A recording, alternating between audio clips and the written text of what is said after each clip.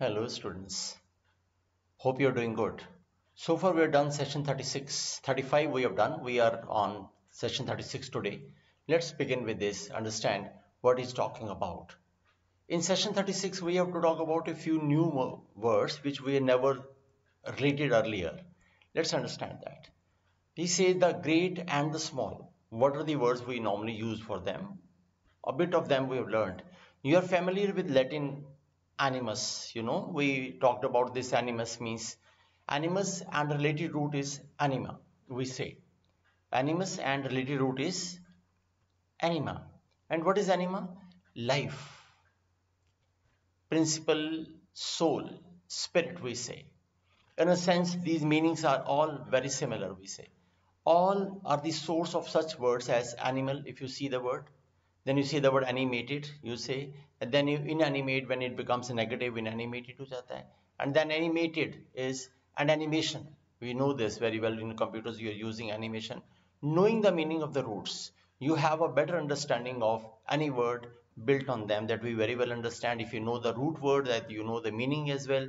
तो यानी अगर आपको रूट वर्ड मालूम होता है तो आप आराम से कर लेते हैं. तो यानी अगर हमने वर्ड देखा, Latin word एनिमस means that is mind, we know this. And now we have the related root is anima. Anima is basically about life, anima is about soul, anima is about spirit. So we have now two different root words. One is animus and one is anima. From anima you have made, the soul. So we have made the word animal, animated, and something animation we have come out with. Now, if you see another word, magnanimous, many of us have heard of this word. Magnanimous is very generous. You know the word magnanimous? It means generous. अगर आप ध्यान से देखो तो magnanimous में क्या आ रहा है? Contains in addition is animus, is जिसका मतलब mind है. The root is magnus, and magnus means large है, great है, mega है, you can say like that, and which you recall from the magniloquent हो जाता है. Okay, जो बड़ी बड़ी बातें करे. Magnanimous people have such great noble minds or souls that they are beyond seeking petty revenge. तो magnanimous होते हैं, बड़ा फॉरगिवर होते हैं, जनरस होते हैं, बड़े दिल वाले, यू कैन से मैग्नानिमस हो जाता है. ठीक है, तो उसका मैग्ना अगर आप देखेंगे तो वर्ड क्या वर्ड दिया उसने, मैग्नस यानी मेगा, और एनिमस मतलब माइंड यानी दिल उसका, सॉरी सोच उसकी बड़ी होती है. तो फिर अगर किसी ने गलत भी कर दिया तो माफ कर देगा, kind of thing. Noble people हो जाता है तो मैग्नानिमस होता है. We normally call them generous.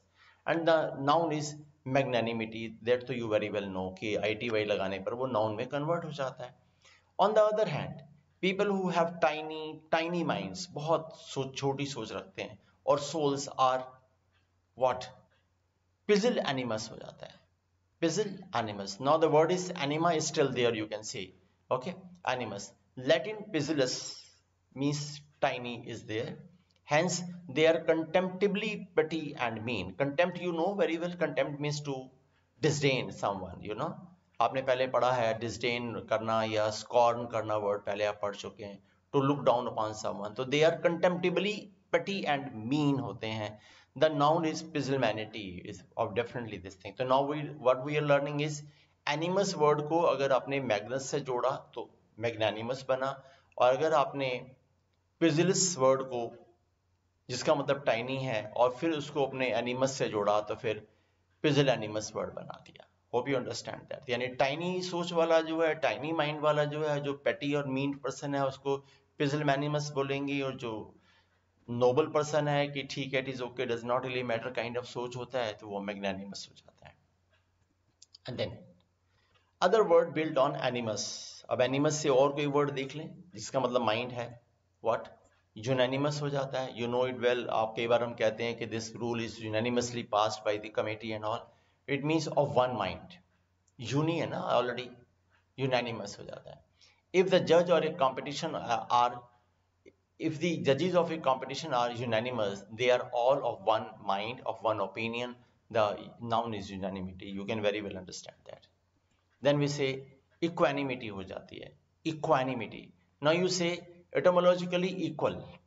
Equanimity में equal आ जाएगा और equal mind हो जाएगा. आप देख सकते हो इक्वा और एनिमस यानी इक्वल माइंड के लोग हो जाते हैं. Hence evenness or calmness of mind. When you are you have equanimity, you are completely serene, you are very calm kind of thing. Composer, that's what we say. Okay, if you preserve your equanimity under trying circumstances, trying मतलब जो आपको try कर रही हैं, यानी जो difficult conditions हैं, अगर ऐसी कंडीशंस में अगर आप अपना कंपोजर बनाए रखते हैं kind of thing, you keep your temper, you do not get confused, you remain calm, तो ऐसे वाले पर्सन जो होते हैं वो दे मेंटेन इक्वानिमिटी हो जाता है. इक्वल आ गया आपका, एनिमस आ गया, यानी इक्वल माइंड रखते हैं, यानी बैलेंस माइंड रखते हैं, कितनी भी डिफिकल्ट सिचुएशन में दे रिमेन बैलेंस्ड, ज्यादा डिस्टर्ब नहीं होते, they do not freight, you know, तो इक्वानिमिटी मेंटेन रखना होता है. देन एनिमस हमने पहले ही देख लिया, हॉस्टिलिटी. अब अगर देखिए animus is hostility, ill will हो जाता है, मैलेवोलेंस हो जाता है. Etymologically animus is simply mind, अगर आप ध्यान से देखोगे तो animus is simply mind but has degenerated as words often do. जैसे जैसे वर्ड कभी कभी डेरोगेटरी हो जाते हैं, आपने कई वर्ड हमने पहले भी पढ़े थे जो हमने कहा था कि यार ये अच्छा वर्ड होते हैं लेकिन ये अब नेगेटिवली यूज हो जाते हैं. Similarly to mean unfriendly mind, तो अगर आप किसी के लिए एनिमस यूज करते हैं तो यानी अब वो अनफ्रेंडली माइंड की तरह यूज हो जाता है. The word is most often used in statements such as I bear you no animus even though you have tried to destroy me.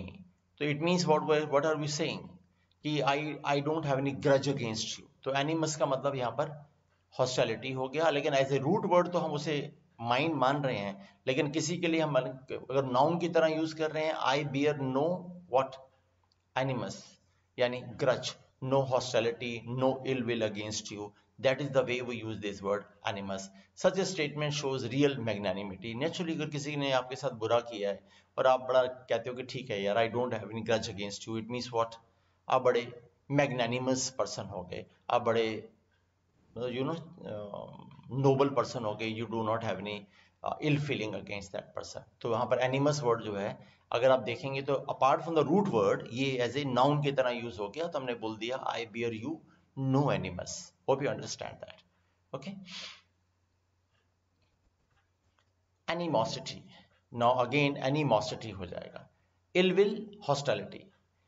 An exact synonymous of animus हो जाता है. Animosity. Animosity रखना किसी के लिए यानी grudge रखना. And a more common word, it is used in patterns like you feel a good deal of animosity, don't you? किसी के लिए आपके मन में क्या है, animosity है, but you do not have any animus, that way you used it. तो animosity animus का इस synonym है, don't you? There is real animosity between Bill and Arnie. If you bear no animosity, why do you treat me so badly? It means ये animosity अगर आप देख रहे हो तो क्या नाउन की तरह ही यूज हो रहा है, वहां पर भी नाउन ही था, बस वो यूज करने का एरिया बदल जाएगा, how do you use it, तो ये हम एनिमोसिटी हो जाएगा. ओके. Then turning. टर्न के लिए याद है एक वर्ड आपने बहुत पहले पढ़ा था, वर्टो, याद है हमने पढ़ा था इंट्रोवर्ट और एक्सट्रोवर्ट. वर्टो मतलब टर्न होता है, तो उसी को यूज कर रहे हैं, वर्सेटाइल वर्ड बनाते हैं, वर्सेटाइल वर्ड बनाते हैं. Versatile comes from the word verto, versus to turn. Versatile people क्या होंगे, यानी वो वेरीड पोजीशन में टर्न कर सकते हैं. The versatile people can turn their hand to many different things successfully. The noun is versatility होता है. किसी को बोलते हैं बड़े versatile हैं, तो versatile मतलब वहां से अपने वर्ड निकाल लिया, वर्टो या वर्सेस मीन्स इसका मतलब टर्न होता है, तो यानी वो काफी जगहों पर टर्न कर सकता है, यानी काफी जगहों पर अपने हाथ में मार सकता है, उसका सक्सेसफुली बढ़िया काम कर सकता है, तो यू आर वर्सेटाइल हो जाता है. देन वी से जेनो एंड द फ्रंट पोर्च. ये याद रखने वाला, ये थोड़ा पढ़ना पड़ेगा, समझते हैं. Centuries ago in ancient Greece the philosopher Zeno lectured on a topic that still piques the human mind. Piques मतलब कहीं ना कहीं आपको स्टिमुलेट करता है, आपके मन में एंग्जाइटी जनरेट करता है, इंटरेस्ट जनरेट करता है. क्या किस बात में लेक्चर देता था? टू विट, सोचने के लिए. क्या? How to live a happy life. आज भी बहुत सारी बुक्स मार्केट में ऐसी मिलती हैं, लेकिन उस जमाने में वो अपना लेक्चर दिया करता था एंशिएंट ग्रीस में. कहां पर? जेनो would stand on a porch. You know, porch का मतलब काइंड ऑफ फ्रंट पर अपने घर के सामने थोड़ा सा ऊपर वाली जगह पर खड़े होकर वहां से वो स्पीच दिया करता। Zeno would stand on a porch, the Greek word which is means stoa. अब यहां से वर्ड देखना है, ये word stoa is the word for that. And hold forth somewhat as follows, उस स्टेटमेंट ऐसे बोला करता था, people should free themselves from intense emotions, यानी आपको इमोशनल नहीं होना। Be unmoved by both joy और सॉरो, दुख आए या खुशी आए आपसे, आप उसमें ज्यादा अनमूव्ड रहेंगे, यानी आप ज्यादा उससे कैरिड अवे नहीं होंगे। And submit without complaint to unavoidable necessity, जब तक की कोशिश करो कि आप जो कुछ हो रहा है उसको एज इट इज ही करो, एज इट इज ही आप उसको सबमिट कर लो, उसके अगेंस्ट कुछ मत बोलो। सबमिट विदाउट कंप्लेंट, कि अगर कुछ बारिश आ गई तुम चिल्लाने लगते हैं बारिश हो रही है, गीले हो गए। धूप लगती है हम कहते हैं यार बड़ी गर्मी हो रही, मतलब ऐसा नहीं है। वो कहता है यार जो कुछ हो रहा है होने दो, as it is, take the life as it comes. तो submit without complaint to unavoidable necessity, ठीक है। कुछ ऐसी चीजें जो आपको लगता है कि यार नहीं होनी चाहिए थी, फिर भी अगर हो रही हैं तो as it is okay, don't complain about that, he says kind of thing. यानी take the life as it comes वाला लेक्चर वो दिया करता था अपने पोर्च में खड़ा होकर। पोर्च का मतलब स्टोआ, उसका वर्ड है। नाउ ही सेज टुडे, दो, आज की डेट में साइकोलॉजिस्ट क्या करते हैं, psychologist suggest pretty much the exact opposite. आज की डेट में साइकोलॉजिस्ट क्या कहते हैं, let your emotions flow freely, express your love और animosity, don't bottle up your emotions, आप अपने आप को होल्ड मत करिए, put in. But in 4th century BC, when Zeno was expounding यानी expressing his credo, यानी जो भी उसके बिलीफ थे, his philosophy of control of passions fell on receptive years. Fell on receptive years, लोगों ने उसकी बात को रिसीव किया, लोगों ने उसकी बात को माना। कई बार हम बोलते हैं ना कि माई appeal fall on def years, यानी कोई मेरी सुन नहीं रहा। यहां पर कह रहा है control of the patience fell on receptive years, people followed his words, his followers were called Stoics. याद है कहां से वर्ड आया, स्टोआ से, यानी वो जहां पर पोर्च से खड़े होकर बोलता था तो वहीं से ऐसे लोगों को हमने क्या कहने लगा, स्टोइक्स कहने लगे, आफ्टर द वर्ड स्टोआ और porch from which the master lectured. Hope you understand. यानी स्टोइक कौन हुए, stoic are the person those who are indifferent to pain और प्लेजर। ठीक है, सुख दुख आते रहते हैं, वो ऐसा मानते हैं, बट ज्यादा ग्रज नहीं करते, आपकी मेरी तरह। If we call people stoical, we mean they bear their pain or sorrow without complaint. I was just saying that they meet adversity with unflinching fortitude. वो बिल्कुल अनफ्लिंचिंग मतलब करेज और इन एडवर्सिटी, फ्लिंच नहीं करते, डिस्टर्ब नहीं होते, यानी एडवर्सिटी यानी डिफिकल्ट टाइम में वो स्टेबल रहते हैं। ओके, ये कहना चाहते हैं। और फोर्टिट्यूड का मतलब करेज हम कहना चाह रहे हैं। तो अनफ्लिंचिंग, नॉट अफ्रेड और हेजिटेंट, एंड फोर्टिट्यूड इज करेज और एडवर्सिटी, यानी वो अनफ्लिंचिंग फोर्टिट्यूड दिखाते हैं, वो बिल्कुल डिस्टर्ब नहीं होते ऐसे किसी मुश्किल हालात में। This sounds very noble, you will admit, actually according to the modern psychologists believe it is healthier not to be stoical। हालांकि आज की डेट में जो साइकोलॉजिस्ट कहते हैं कि यार स्टोइकल नहीं होना चाहिए, ठीक है लाइफ में अगर है तो उसको एंजॉय करिए, या ज्यादा सबमिसिव मत रहिए, ज्यादा चुप मत रहिए, लेकिन उस जमाने की बात वो कर रहा है कि स्टोइकल क्या होता था। Stoicism may be an admirable virtue, एक ऐसा यू कैन से ऐसी गुड क्वालिटी है, mainly because we do not then have to listen to the stoics troubles, but it can be overdone। कई बार ऐसा हो सकता है कि ये exaggerate हो जाए, ये आपको exhaust कर दे। यानी आज के साइकोलॉजिस्ट कहते हैं अगर आप ज्यादा बियर करोगे, ज्यादा एक्सप्रेस नहीं करोगे, तो शायद हो सकता है कि आप साइकोलॉजिकली हर्ट हो जाओ। But that fellow Zeno was saying that you have to control yourself and you do not have to get carried away। तो जो those who control their emotions and don't get carried away by all the good and bad, they are called stoical। और stoical इसलिए बना कि वो stoa word से आया, उसने जो भी लेक्चर दिए। Now we know how this stoical word has come। Now fear and trembling, what is this? Intrepid is from Latin word trepido or to tremble। अगर आप वर्ड देखोगे trepido is it means to tremble होता है। Intrepid people exhibit courage and fearlessness। okay तो यहां से वो ट्रेपिडो है, तो ट्रेपिड अगर वो ट्रेम्बल करता है तो इन लगा के क्या बनाया, नेगेटिव बना दिया, तो इंट्रेपिड हो गया, यानी वो ट्रेम्बल नहीं करता। ट्रेम्बल नहीं करता मतलब किसी भी हालात में डरता नहीं है, we can say like that. Intrepid people exhibit courage and fearlessness and not a single tremble when confronted by dangers from which you and I would run like cowards we are। अगर आप और मैं किसी परेशानी से भाग जाते हैं, किसी फियर को देकर डर जाते हैं किसी सिचुएशन को, लेकिन intrepid people are stable, they are not afraid of something because intrepid है. Trepid means we said is tremble है, इन मतलब नेगेटिव है, यानी वो शेक नहीं करते, वो डिस्टर्ब नहीं होते. You recognize the negative prefix in, वो मैंने आपसे डिस्कस कर ही लिया, इंट्रेपिड हो जाते. The noun is intrepidity. Up now you can understand that. And trepido is the source also of the word trepidation. ये बहुत अच्छा word है जिसे हम great fear, tremble, alarm, anxiety, trepidation बोलते हैं. काफी exams में आता रहता है. Kindly note this word. And quick flash. What is that? Scintilla. Scintilla like is a quick bright spark. अब scintilla word जो है वो spark को indicate करता है. Okay. Now, in English, words scintilla may also mean a spark. यानी spark के लिए word use करते हैं इंग्लिश में भी हमने, हालांकि वो word लैटिन का था, लेकिन इंग्लिश में भी as it is ही वो हमने रिसीव कर रखा है, ऐसे ही हमने उसको अपनी लैंग्वेज में यूज किया हुआ है. scintilla as a spark, but more commonly refers to a very small particle which in a sense a spark.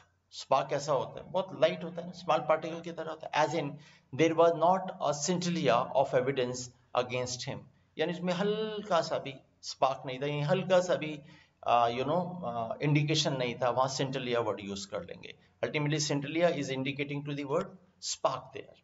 Now in the verb scintillate, the idea of the spark remains. Someone with scintillates, sparks with charm and wit, flashes brightly with humor. The noun is scintillation. You know, कोई अगर कोई scintillate करता है तो naturally क्या करता है? अब तो आप समझ रहे हैं कि scintillate करना यानी वो scintillate करेगा तो मतलब क्या, उसमें स्पार्क होएगा, यानी काफी ज्यादा ब्राइटनेस होएगी, यानी कुछ ऐसी उसने एक्टिविटी की होगी जो everybody would be mesmerized kind of thing. The idea of the spark remains. Someone who scintillates, sparkles with charm, ठीक है, and wit, wisdom से, flashes brightly with humor, maybe like this. जैसे witty person है, उसको आप कह सकते हैं बड़ा scintillate करता है kind of thing.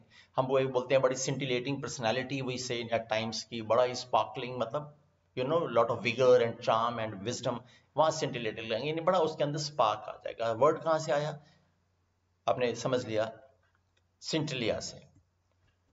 Then city and country, very good thing written here. People who live in the big city, okay, go to theaters, attend the opera. You know opera is, we have discussed about that. Drama जहाँ होता है normally, theater kind of thing. Visit museums and art galleries, browse in bookshops and shop at large departmental stores. भाई अब Delhi, Bombay, Madras metro की बात करें तो वहाँ पर आपको ऐसे लोग मिलेंगे जो नॉर्मली उनका लिविंग स्टाइल इस तरीके से है कि वो थिएटर में जाते हैं, ओपेरा में जाते हैं, म्यूजियम्स में, आर्ट गैलरीज में, और फिर वो बुक शॉप्स वगैरह डिपार्टमेंटल स्टोर्स में जाते हैं. People who live in the big city, now he says, understand that these activities fill them with culture and sophistication. Obviously अगर वो ज्यादा पढ़ेंगे, ज्यादा लोगों से मिलेंगे या इस तरीके की चीजों को देखेंगे तो उनके अंदर एक different kind of knowledge imbibe हो जाएगी. तो they have a bit of culture and sophistication, it is assumed. Now also they crowd into jammed tube trains or buses. Naturally tubes और बसेस, या ट्यूब जिसे हम दिल्ली में मेट्रो बोलते हैं, यूरोप में ट्यूब बोलते हैं, तो यानी वो कह रहा है कि ऐसी ट्यूब में जाते हैं, ट्रेन्स में जाते हैं, बस में जाते हैं. स्क्वीज इनटू पैक्ड लिफ्ट्स में जाते हैं, यानी अगर आप जा रहे हैं आपके साथ 10 लोग भी लिफ्ट में खड़े होते हैं. Cross the street in competition with high powered motor cars and patiently stand in line outside cinemas. यानी वो सब चीजें डेकोरम मेंटेन करते हैं और सिटी लाइफ के साथ कदम से कदम मिला के चल रहे होते हैं. Also they have the privilege of spending 2 hours a day going to and coming from work. मतलब थोड़ा सा sarcastically कह रहा है कि भैया वो उनके पास इतना समय होता है कि 2 घंटे वो अपना ऑफिस जाते हैं या 2 घंटे आते हैं, ये ट्रैवलिंग टाइम भी उनके पास वो अपने पास सेव कर पाते हैं. एज ए रिजल्ट, अब यहाँ वो बात कहते हैं कि एज ए रिजल्ट, यानी जब वो 2 घंटे उसमें टाइम लगाएगा, 2 घंटे आने में लगाएगा, ट्यूब में जाएगा, यानी आसपास 500,000 लोगों को मिलेगा, देखेगा या उनके साथ कम्युनिकेट करेगा. As a result city dwellers मतलब जो सिटी में ड्वेल करते हैं, रहने वाले, as a city dwellers are refined. वो क्या मानते हैं? वो बड़े रिफाइंड हैं, पॉलिश्ड हैं, कर्टियस हैं, वो अपने आप को ऐसा समझ रहे हैं, मतलब ऐसा होते हैं, वो कह रहे हैं. और so the etymology of urbane tells us, यानी ये जो वर्ड अर्बेन है, अर्बेन जब हम वर्ड यूज करते हैं, जो अर्बन होता है वहां से वर्ड हमने अर्बेन निकाला। याद है, एक अर्बन होता है और एक रूरल होता है, आपने must have heard the word. तो जब हम कहते हैं रूरल गांव वाला हो गया, अर्बन मतलब सिटी वाला, तो यहीं से अर्बन से उसने वर्ड निकाला है अर्बेन। अर्बेन का मतलब क्या, कि वो बड़ा अर्बेन है, मतलब बड़ा रिफाइंड है, बड़े कल्चर वाला है, बड़ा पॉलिश्ड है, बड़ा कर्टियस है, ऐसा एज्यूमिंगली है, ऐसा वो देखो नीचे व्हील्ड अटैक करा है उसने। And you must be absurdly credulous, यानी आप टोटली एब्सर्डली क्रेडुलस हो गए हो, if not downright gullible to believe it. अगर आप ऐसा मानते हो तो आप कहीं ना कहीं क्रेडुलस हो, एब्सर्ड हो। मतलब ये नहीं है कि गांव वाले नहीं होते, लेकिन हाँ शहर वाले लोगों को लगता है, ऐसा उनकी डेफिनेशन बनी है, वहीं से उसने वर्ड अर्बेन जनरेट करा है। Okay, the noun is urbanity, now you can very well understand. यानी शहर वाले लोग मानते हैं कि बड़े कल्चर्ड हैं, बड़े पॉलिश्ड हैं, बड़े रिफाइंड हैं, और मतलब वो सब इसलिए है क्योंकि उनका कम्युनिकेशन, उनका मिलना जुलना, उनका सभी ट्रेवल टाइम, तो वहां से वो लर्निंग करते रहते हैं। तो अर्बन से वर्ड अर्बेन बना, यानी वो पॉलिश्ड हो गया। Okay, so urbane people are gracious, affable, cultivated, suave, tactful.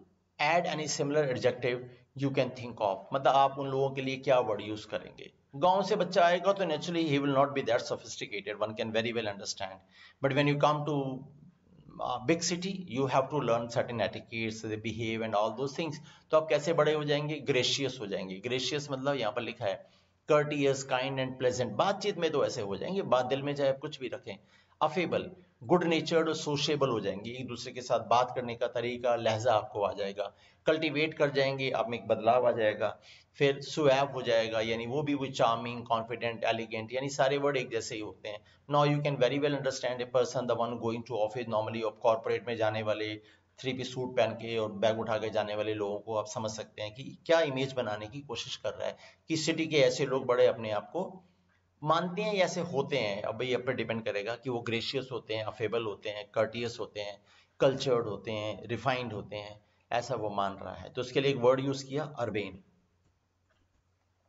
Urban as an adjective simply refers to cities' urban affairs, urban areas, urban populations, urban life, urban development। अगर किसी के लिए urban use करते हो तो वो अर्बन किसके साथ लगता है? अर्बन एज एडजेक्टिव लगता है, urban affairs, urban areas, urban population, urban life, urban development. Consider some prefix, sub. अगर आप सब लगाएंगे तो मतलब क्या होगा? सब मतलब नियर और इंटर, बिटवीन, और इंट्रा मतलब इनसाइड और विद इन, एक्स और मतलब आउट। तो ये सारे के सारे अब हमें पता ही है। सब का मतलब नियर है, इंटर का मतलब बिटवीन है, इंट्रा का मतलब इनसाइड है, और इनसाइड और विद इन है, और एक्स का मतलब आउट है। ये हमारे को प्रीफिक्सेस मालूम है। अब इसी से वर्ड बनाने की कोशिश करते हैं। ठीक है, क्या निकालें? Add each prefix to the root urbs using an adjectival suffix an. Suffix an लगाएंगे, लेकिन अर्ब वर्ड को यूज करके हम ये ऊपर से लगाने की कोशिश करेंगे, तो क्या वर्ड बन जाएंगे? नियर द सिटी जो रहेगा उसको क्या बनाएंगे? सब अर्बन बन जाएगा। सब क्या था? अगर आप ऊपर देखें तो नियर है, और अर्ब का मतलब आपने ऊपर ऑलरेडी देख ही लिया। ठीक है, तो यानी सब अर्बन हो जाएगा, यानी जो सिटी के बगल में रहने वाले सब अर्बन एरियाज होता है। अगर मैं दिल्ली में रहता हूँ तो दिल्ली के आसपास की जो लोकेलिटी, गुड़गांव जो है, वो सब अर्बन एरिया आता है, वो आउटस्कर्ट में नहीं आता। उसको आप रिमोट नहीं कह सकते, उसको कंट्री साइड नहीं कह सकते, लेकिन वो सबअर्बन होता है। सबअर्बन मतलब जहां लोग ऑफिस से आकर रहने के लिए जाते हैं, वो सब और अर्बन यानी नियर होता है अर्बन के। Sub has a number of meanings, under, near, close to, जैसे भी बताता है। देन इंटर, इंटर तो आप समझते हैं, बिटवीन सिटीज, तो यानी इंटर अर्बन आ जाएगा, यानी इंटर अर्बन, एक सिटी से दूसरी, दिल्ली सोनीपत हम कह सकते हैं, kind of thing. Then intra, within a city means intra urban हो जाएगा, यानी from one colony to the other colony, one area of the city to the other area, तो इंट्रा अर्बन हो जाएगा। Then ex, out of city, तो यानी एक्सर्बन हो जाएगा, या एक्सर्ब भी कह सकते हैं, यानी आउट ऑफ द सिटी जो जाने वाले हैं वो एक्सर्बन हो जाता है। तो यानी यहाँ पर वर्ड क्या बताने की कोशिश कर रहा है? अर्ब वर्ड के साथ आप एक्स लगाओगे, इन लगाओगे, या फिर इंटर लगाओगे या इंट्रा लगाओगे, तो you will come out with many new words. और एक बार आप इसको दिमाग में बिठा लोगे ना तो फिर रटना नहीं पड़ेगा. This will be there because आपको पता है एक्स क्या है, बाहर है, इन क्या है, ऐसे आएगा, इंटर क्या है, इंट्रा क्या है. No you can very well understand how to make words. Okay. The suburbs are residential sections or small communities close to large city. I was just giving an example of Gom. And then suburbia may designate suburbs as a group, as a group, suburban residents or suburbanists as a group, or the typical manners, modes of living, customs, etc. or suburban residents. यानी ये जो suburban residents क्या होते हैं, suburban में designate suburb as a group, यानी अगर उसी को सबर्ब्स बोलते हो तो कहाँ रहते हो जी, हाँ वहाँ गुड़गांव के सबर्ब्स में रहता हूँ, यानी इसका मतलब वहाँ की ऐसी सोसाइटीज में रहता हूँ, मैं ऐसा यूज करूंगा. और ये लोग क्या करते हैं, सबर्बन रेजिडेंट्स और सबर्बनाइटीज क्या होता है, एज ए ग्रुप और typical manners, modes of living, custom etcetera और सबर्बन रेजिडेंट्स. यानी मैंने आपको पहले बता दिया कि वो सबर्बन रेजिडेंट्स होते हैं, उनको सबर्ब्स में रहना मतलब वहाँ की सिटी के आसपास वाली कम्युनिटीज में रहना, ऐसा यूज कर सकते हैं. एंड इंटर अर्बन बस ट्रेवल्स बिटवीन सिटीज, आपने देख ही लिया था इंटर अर्बन है, ठीक है. इन इंट्रा अर्बन बस with in a single city, अब हमने पीछे रूट वर्ड पढ़ लिया था इंट्रा और inter, now we know this. And exurb lies well beyond, way outside a large city and generally refers to a region inhabited by well-to-do families. हाँ, अब जैसे फार्म हाउसेज में रहने वाले लोग जो हैं, वो वाली जो कॉलोनीज होती हैं उसको हम बोलते हैं क्या, एक्सर्ब होता है. सिटी के पास रहती हैं लेकिन इतनी पास नहीं होती, काफी दूर होती हैं, लेकिन ऐसी कॉलोनीज में रह रहे होते हैं कि lies beyond, well beyond, way outside a large city and generally refers to a region inhabited by well-to-do families. यानी ऐसी families रहती हैं जो काफी rich होती हैं, तो they make their houses their large houses, or then they can travel down to those places sometime in a week and all, they spend their time. तो उसको अब exurb बोल सकते हैं. जो दिल्ली के बगल में गुड़गांव वाला लोकेशन हमने सबर्बन माना था, बट कुछ अगर Chhatarpur form kind of thing हमारे दिल्ली के अगल बगल में कुछ ऐसे लोकेशंस हैं, तो we call them what, exurb. Okay, you can understand. आपकी कॉलोनीज, आपकी सिटीज के आसपास भी ऐसे लोकेशंस होंगे. Exurb has derived from corresponding to those of suburbs. Now can you make a construct them? Plural अगर बनाना हो तो मैं क्या बनाऊंगा, एक्सर्ब्स हो जाएगा, एक्सर्ब का, ठीक है ना. एडजेक्टिव बनाना होगा तो एक्सर्बन हो जाएगा, और रेजिडेंट के लिए मैं यूज करूंगा तो एक्सर्ब हो जाएगा. वहां रहने वाला कौन होगा, उस कॉलोनी में रहने वाला एक्सर्ब कहलाएगा, उनके प्लूरल क्या होंगे, एक्सर्ब्स हो जाएंगे, और एक्सर्बन एक्टिविटीज हो जाएंगी, तो उसका एडजेक्टिव बन जाएगा. As a group they will be called exurbia भी कह सकते हैं, उनको we can call them exurbia. Okay, that's what the case is. Now you know this, we are just using the word ex and then herb, and then we are just trying to make certain words. Urbs is the city, मैंने बात की. Latin rus ruris is the country. अगर हम इस word को देखें तो ये कंट्री को इंडिकेट करता है. That is farmland, fields. Normally country side हम बोलते हैं, कभी आपने नॉवेल्स में पढ़ा हो इंग्लिश उसमें, तो क्या कहते हैं कि कंट्री साइड है. कंट्री साइड मतलब शहर के बाहर वाला एरिया, वो फार्मलैंड वाला एरिया होता है. So rural refers to country और फार्म रीजन्स, एग्रीकल्चर एक्सेट्रा. अब वेल्दी रूरल एरिया होता है. तो रूरल वर्ड को हम नॉर्मली हम मानते हैं गरीब तबका, लेकिन rural is where people are doing the farmland, they have farmland, they're doing that farming and all, they are rich people we say. तो रूरल वहां से वर्ड हमने निकाला है, वो रूरीज वर्ड से आया. अगर आप देखोगे यानी रूरीज इज कंट्री है, तो यानी रूरल क्या हुआ. अब now you can very well understand country side area. Country side area मतलब जहां फार्मिंग होती है, जहां पर रूरल लोग रहते हैं. Rustic is another word. As an adjective may describe furniture or dwellings made of rough hewn wood or furnishings suitable to a farmhouse. ठीक है. और when applied to a person is an antonym of urbane, unsophisticated, boorish, lacking in social grace, uncultured. यानी किसी के लिए use करें तो rustic उसका बिहेवियर है, वो पर्सन बड़ा रस्टिक है, तो यानी वो कहते हैं कि जो रस्टिक वर्ड है, अगर आप देखेंगे तो he says that rustic word is an antonym of the word, you know, urbane. टर्बेन आपने बड़ा मॉडेस्ट बोला था, सोफिस्टिकेट बोला था, सुएब बोला था, कल्चर्ड बोला था, तो उसके अगेंस्ट वो कहता है कि अगर किसी के लिए रस्टिक लगाते हो तो बोरिश हो जाता है, lacking social grace and uncultured kind of rustic behaviour होता है, रस्टिक पीपल हो जाते हैं, ठीक है। लेकिन ऐसा रस्टिक यूज करते हैं, मे डिस्क्राइब रस्टिक किसी के लिए फर्नीचर के लिए यूज करेगा, जो बहुत ऐसी डिवेलिंग्स के लिए यूज करेगा जो रफ ह्यून वुड से बनी होती हैं, और ऐसी furnishing suitable for farm house, मतलब जहां पर आपको सिर्फ रहने के लिए जगह चाहिए, बहुत हाई क्लास फर्नीचर नहीं लगाना होता, बट आप you are just going there to spend some time, तो वो फर्नीचर बहुत ज्यादा सोफिस्टिकेटेड नहीं होता, ऐसी वुड से बनता है, तो वहां से रस्टिक वर्ड यूज किया है हमने अनसोफिस्टिकेटेड पर्सन के लिए जो अनकल्चर्ड हो जाए। Noun is rusticity हो जाएगा. Rustic is also a noun designating a person with such characteristics as in he was considered a rustic by his classmate. उसके फ्रेंड्स उसको, उसके क्लासमेट्स को rustic कंसिडर करते थे. All of whom came from cultured and wealthy backgrounds. हो सकता है वो किसी वेल्दी बैकग्राउंड से ना हो, थोड़ा सा एवरेज हो, तब भी लोग उसे रस्टिक कंसिडर कर लेते थे, ऐसे भी कंसिडर कर सकते हैं, कोई जरूरी नहीं अनकल्चर्ड हो, लेकिन थोड़ा सा इंफीरियर में भी लोग यूज करते हैं, kind of he definitely may not be knowing the high class culture but he is okay otherwise, लेकिन हाँ फिर भी उसको रस्टिक कहा जा सकता है, he says can be used this way as well. Urbane and rustic, अब ध्यान से देखें, urbane and rustic when applied to people are emotionally charged words. Obviously आप समझ रहे हैं, किसी को अर्बेन कह रहे हैं तो यानी आप उसको बड़ी हाई वैल्यू दे रहे हैं, किसी को रस्टिक कह रहे हैं तो इसके अंदर आपके इमोशंस क्या बता रहे हैं, आप उसे नेगेटिव कहीं ना कहीं लाइट में कंसिडर कर रहे हैं, they are emotionally charge words. Urbane is complimentary, rustic is derogatory, ये याद रखिए, आगे पीछे यूज मत करिए, ठीक है। वो derogatory you know understand that, किसी को बैड लाइट में बताना। टू रस्टिकेट, आपने सुना है स्कूल्स में कि किसी को रस्टिकेट कर देते हैं, इसका मतलब क्या, वो स्कूल नहीं आएगा, नहीं आएगा तो मतलब क्या करेगा, फालतू घूमेगा इधर उधर, कहाँ घूमेगा, कंट्री साइड में जाएगा, टाइम पास करेगा, कहीं भी करेगा, लेकिन वो स्कूल नहीं आ सकता।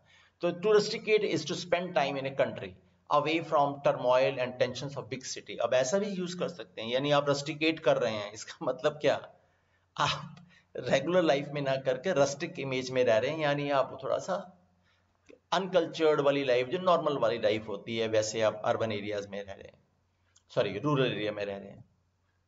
Can you construct the noun, यानी रस्टिकेशन हो जाएगा, नेचुरली आप रस्टिकेट कर रहे थे तो वहां से नाउन क्या बना, रस्टिकेशन बन गया।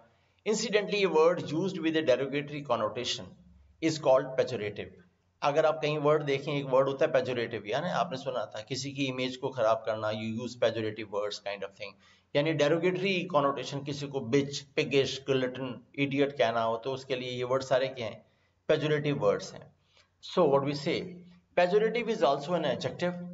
She spoke in pejorative terms, means negative connotation है, about her husband, यानी उसके अपने husband के लिए बड़े कैसे words, कैसी टोन में, कैसा उसका मीनिंग था, ऐसा कोई मीनिंग था, काइंड ऑफ pejorative terms ने यूज करी।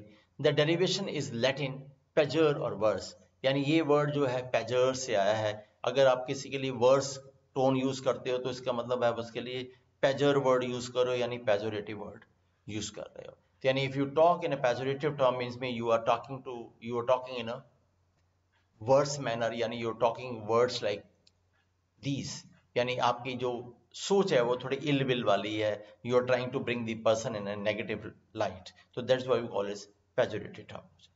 Okay, this way in this particular session we have read many words, if you can just see this.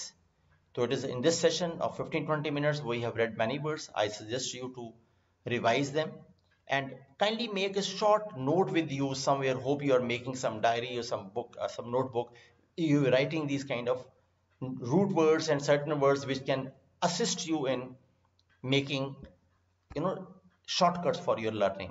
तो अगर आप छोटा है किसी बुक के अंदर अगर आप इसके नोट्स बना लें और उसको यूज करें और ग्रेजुअली आपको धीरे धीरे रिकॉल होने लग जाएं तो फिर आपको प्रॉब्लम नहीं होगी। Okay, kindly do the exercise afterwards and we'll meet in the session 37 very soon. Thank you very much. God bless you.